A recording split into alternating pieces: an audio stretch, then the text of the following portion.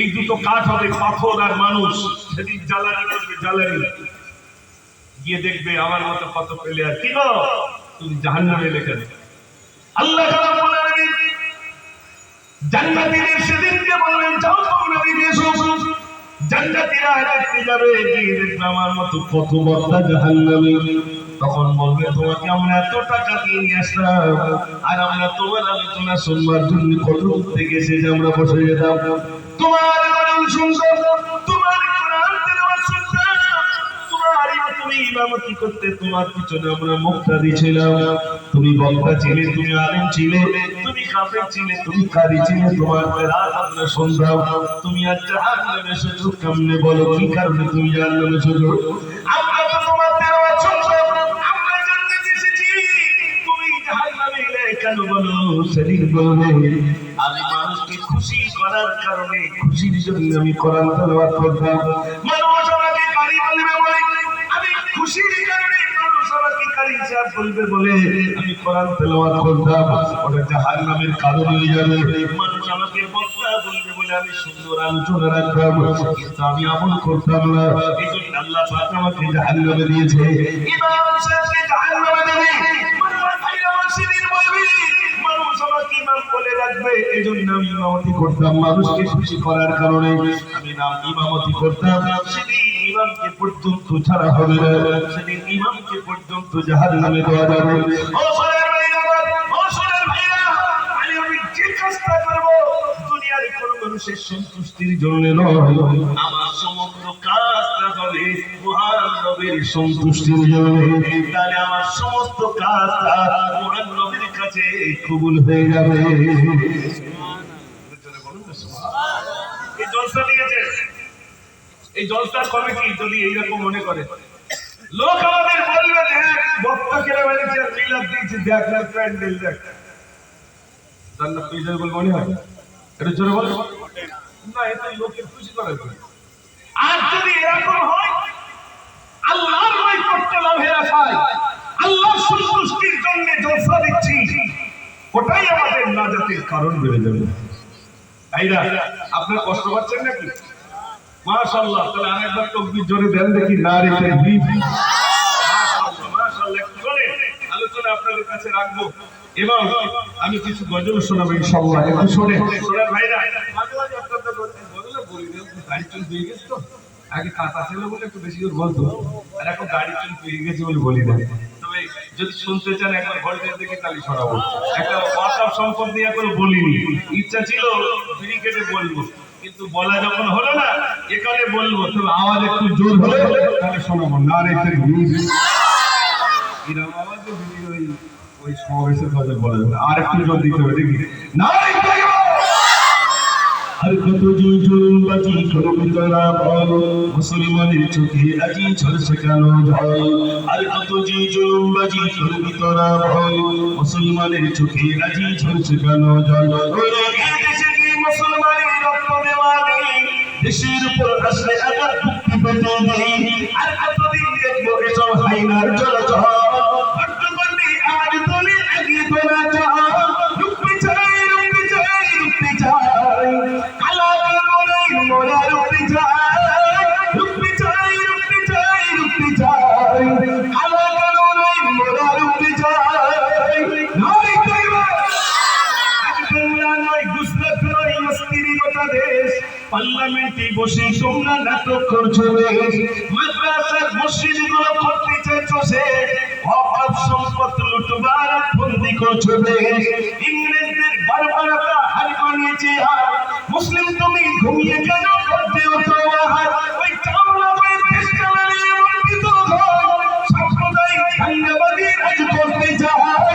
রুখতে চাই, রুখতে চাই, রুখতে চাই, কালা কালোরাই মোরা রুখতে চাই।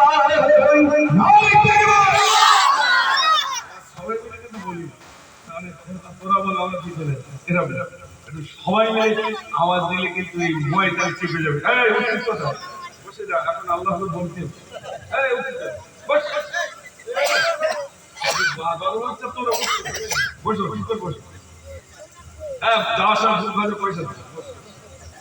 জোরে আওয়াজ দেন, আরেকটু জোরে দেন সবাই মিলে।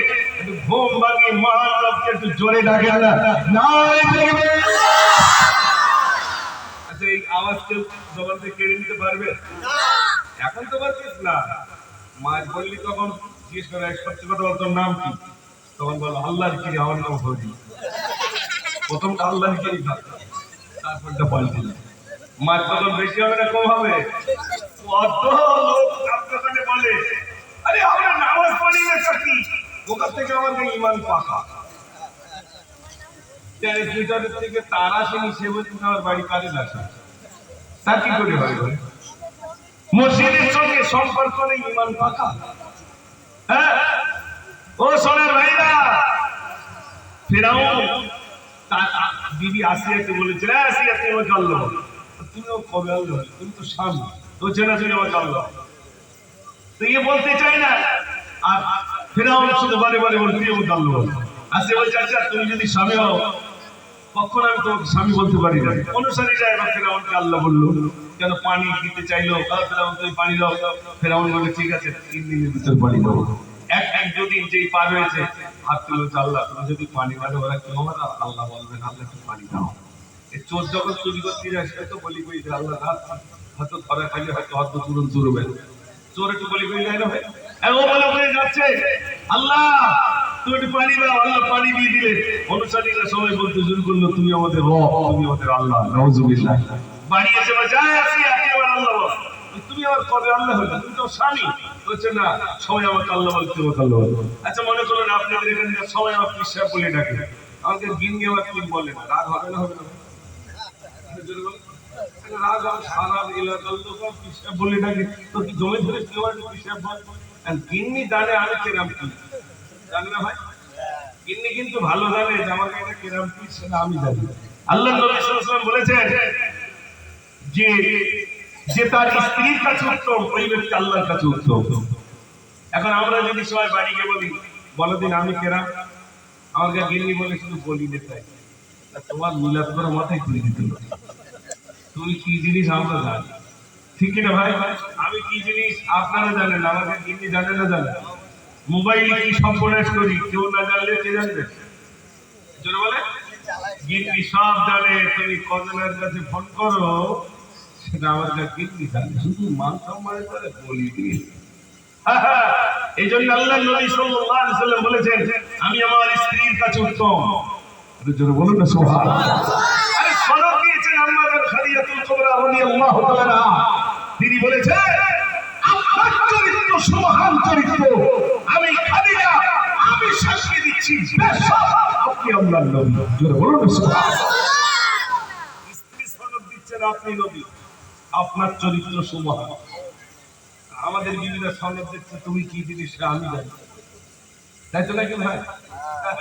এই জন্য গজল শোনাবো ইনশাআল্লাহ। তো আপনাদের কাছে বলছিলাম ফেরাউন বিবিকে বলছে তুই আমাকে আল্লাহ বল, তুই কবে আল্লাহ হলে? বলছে না তুই আমাকে আল্লাহ বল। ভাই আমার ফেরাউন আসিয়াকে বারে বারে বলি, আসিয়া বলছে আমি তোমাকে কখনোই আল্লাহ বলে ডাকতে পারি না, আল্লাহ বলে ডাকতে পারি না, তুমি তো আমার স্বামী। বারে বারে বলে কিন্তু কোনো মতেই ফেরাউন ভাই আমার ফেরাউন আল্লাহ বলে ডাকে না। ফেরাউন রেগে গেল, আসিয়ার পায়ে দড়ি বেঁধে দিল, ঘোড়ার পায়ে দড়ি বেঁধে দিল, আসিয়াকে টানতে টানতে নিয়ে যায়। ভাই আমার গায়ের গোশতগুলো খসে খসে পড়ে যায়, হাড্ডিগুলো দেখা যায়। আসিয়াকে বলে আসিয়া একবারের জন্য তুই আমাকে আল্লাহ বলতে ছেড়ে দেব। আসিয়া বলছে শরীর আমার জীবনে সমস্ত যতক্ষণ পর্যন্ত আল্লাহ আমাকে হায়াতে রাখবে ততক্ষণ পর্যন্ত তোমাকে স্বামীর মর্যাদা দিলাম, তখনই তোমাকে আমি আল্লাহ বলে রাখতে পারি না। এই আমার আসিয়া ফেরাউন আরো রেগে গেল, ওরে আসিয়া রে একবারের জন্য তুই আমাকে আল্লাহ বলতে ছেড়ে দেব। আসিয়া বলছে কখনই তোমাকে আমি আল্লাহ বলে রাখতে পারি না। এই আমার ফেরাউন রেগে গেল, আসিয়ার মুখের উপরে বসিয়ে একটা ছুরি দিয়ে পেটটাকে ফেলে দিল। নারী বুড়িগুলো বার করে বলে আসিয়া রে একবারের জন্য তুই আমাকে আল্লাহ বলতে ছেড়ে দেব। আসিয়া বলছে আমি তোমাকে কখনই আল্লাহ বলে রাখতে পারি না। একটা ছুরি দিয়ে নারীগুলো মানে কাটতে শুরু করে। আসিয়া তখন বলছো যিনি আমাকে মুক্তি দাও, ওই জালিমের হাত থেকে আমাকে মুক্তি দাও। দুনিয়ার অন্য কোন প্রান্তে আমার আল্লাহ রাখলেন না, বরং দুনিয়া সিয়াতে রব্বুল আলামিন জান্নাত নসিব করেছে। জোরে বলুন সুবহানাল্লাহ। আর আমাদের জবান থেকে আল্লাহু আকবার বাড়াতে চায় না। আর এখন বলছেন হ্যাঁ বলবো। যাদের পেটাই করছে, আমি এই সোশ্যাল মিডিয়ায় দেখলাম একটা যুবককে মারা হচ্ছে, এত পেটাই করছে, তো সে তার জবান থেকে আওয়াজ হচ্ছে মেরা রব আল্লাহ, মেরা রব আল্লাহ, মেরা রব আল্লাহ।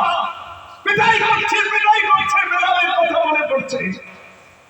বেলাল রাদিয়াল্লাহু আনহু উপরে নির্যাতন শুরু হলো, মরুভূমির উত্তপ্ত পাথরের উপরে শুইয়ে দেওয়া হলো, কোমরের চামড়াগুলো গুটিয়ে গেছে গরমে। বেলাল রাদিয়াল্লাহু আনহুর উপরে নির্যাতন শুরু হলো, সকাল থেকে সন্ধ্যা পর্যন্ত পেটাই করতে করতে বেহুশ হয়ে পড়ে যান, আবার সুস্থ হন। বেলাল রাদিয়াল্লাহু আনহু নির্যাতন, ভাইরা আঙুলগুলো খড়ম দিয়ে ভেঙে দেওয়া হলো। বেলালকে বলা হলো, বেলাল তোর মনিবকে তুই ভুলে যা। বেলাল রাদিয়াল্লাহু তাআলা ভাঙা আঙুল উঁচু করে বলেছিলেন, আহাদুন আহাদুন আহাদুন, আমার আল্লাহ এক, আমার আল্লাহ এক। জোরে বলুন সুবহানাল্লাহ। পরীক্ষা আসবে, ফিলিস্তিনের মুসলমানদের উপরে পরীক্ষা এসেছে। ফিলিস্তিনের ছোট্ট ছোট্ট মাসুম শিশু বাচ্চাগুলোকে পাখির মতো গুলি করে হত্যা করা হয়েছে। ফিলিস্তিনের মুসলমানের আল্লাহর কাছে গেলেছেন, চোখের সামনে বিবি চলে গেল, চোখের সামনে ছেলে চলে গেল, শহীদ হয়ে গেছে। সমস্ত ঘরগুলো মাটির সাথে গুঁড়িয়ে দেওয়া হলো। ফিলিস্তিনের মুসলমান আল্লাহর কাছে বলছেন, আল্লাহ আমার ছেলে শহীদ হয়ে গেছে, বিবি শহীদ হয়ে গেছে, আল্লাহ আমার একটা হাত পর্যন্ত চলে গেছে, আল্লাহ সব যেতে পারে, আমরা চাই এই বাইতুল মুকাদ্দাসকে আমরা রক্ষা করতে চাই। জোরে বলুন সুবহানাল্লাহ। বাইতুল মুকাদ্দাসকে রক্ষা করার জন্য আল্লাহ প্রয়োজনে জীবন দিতে চাই, তোমার ঘরকে আমরা রক্ষা করতে চাই। ও ভাই, শুধু ঘর রক্ষা তো ওই অন্যের দুশমনের হাত থেকে রক্ষা করা এই একটা দিক, কিন্তু মসজিদে বেনামাজি, মসজিদে নামাজি নেই, ওই মসজিদটাকে ভরপুর করতে হবে না হবে না? জোরে বলে, মসজিদ ভরপুর করতে হবে। আপনার দাড়ি নেই তো কি আছে, আপনি প্যান্ট পরেন, আপনি গেঞ্জি পরেন, ওটা পাক থাকলেই তো যথেষ্ট। আপনি মসজিদের সঙ্গে সম্পর্ক রাখুন, মসজিদের সঙ্গে সম্পর্ক রাখুন। আল্লাহ আপনার সকল বালা মুসিবত থেকে আল্লাহ হেফাজত করবেন এবং আপনি একজন আল্লাহ হয়ে যাবেন। জোরে বলুন সুবহানাল্লাহ। এই দুনিয়া খরচ নেই, 50 বছর 60 বছর 70 বছর, এ সামান্য সামান্য। আমি মুজাফফর, আমার দেখতে দেখতে 50 হয়ে গেল। এখানে অনেক বাপজি রয়েছে 60 70 এরকম বয়সী হয়তো মানুষ রয়েছে, তার বেশি আর নেই। 80 90 95 ওরকম আর পাওয়া যাচ্ছে না। দোকানে লাঠি কিনতে পাওয়া যাচ্ছে না। আগে তো একটু বয়স্ক মানুষ পাওয়া যেত, লাঠি খুলিয়ে খুলিয়ে আসতো, সে লাঠি পর্যন্ত যেতে দিচ্ছে না, তার আগে বাড়ি। তাই তো নাকি ভাই? তার আগে বাড়ি। ইমাম গাজ্জালী রাহমাতুল্লাহ আলাইহির কাছে এক যুবক গেছে, হুজুর আমি একটা স্বপ্ন দেখলাম। এই যারা বলিত মানুষ শোনা